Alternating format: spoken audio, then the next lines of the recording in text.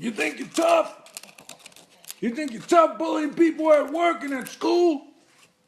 You ain't tough. You're just a parasite. And I squash parasites for breakfast. And bullying today, thebullyingexposed.com. Yeah! Hello, and welcome to the Basic Building Blocks of Film Grammar, Episode 9. Today we are going to talk about the 6 principles of composition of photography.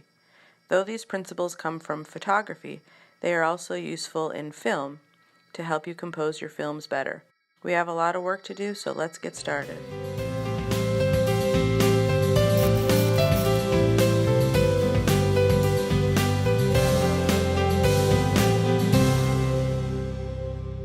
One, simplicity. There are several methods to achieve simplicity in a photograph. The most obvious and easiest is to place the subject against a neutral background, such as a backdrop or the sky.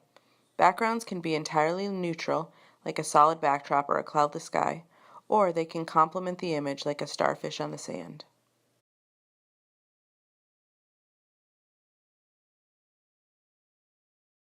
Two, formal balance. Formal balance is also called symmetrical balance.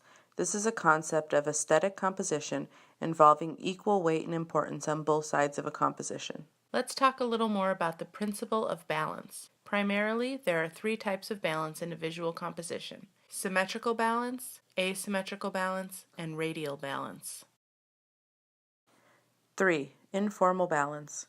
Informal balance means that the elements are not strictly symmetrical, but they appear to be so because of the composition of slightly asymmetrical elements.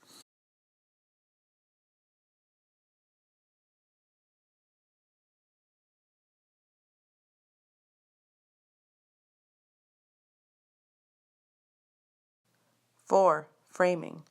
Framing is actually defined as a technique used to bring focus to a subject. So, like more advanced compositions like leading lines or golden triangles, using elements to frame your subject can really make an image a bit more interesting and engaging, and make your subject really stand out.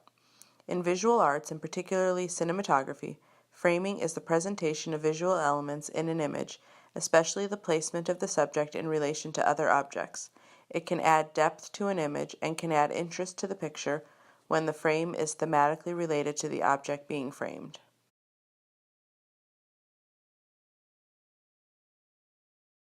5. Lines and shapes. A very powerful method of improving the composition of photos is the use of lines. Properly used, lines can significantly increase the impact of images. Lines serve to affect photographic composition in 2 ways. First, they serve to create a mood. Second, they lead the eye through the photograph. Shapes are defined by contrast of different light or color areas. Shapes exist in nature, and we see these high contrast areas defined as lines. We see shapes visually, and as they are emphasized by lines, they can have very complex effects in composition. 6. Rule of thirds. Divide your frame into 3 equal parts horizontally and vertically, and where the 2 points meet is where important compositional elements should be placed. Proponents of this technique claim that aligning a subject with these points creates more tension, energy, and interest in the composition than simply centering the subject. This is the principle you as a filmmaker will be using the most, and that is why I saved it for last.